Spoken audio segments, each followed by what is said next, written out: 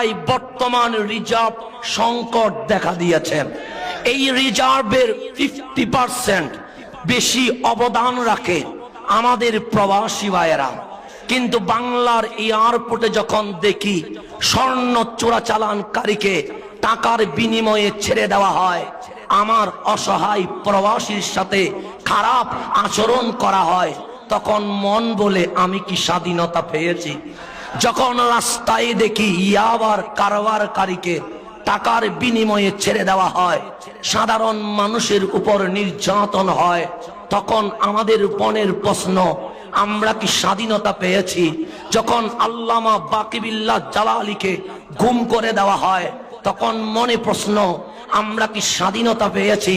যখন আল্লামা ফারুকের গর্দান কেটে দেওয়া হয়, তখন ওই লাল রক্তের দিকে তাকিয়ে মন বলে ওঠে, আমরা কি স্বাধীনতা পেয়েছি?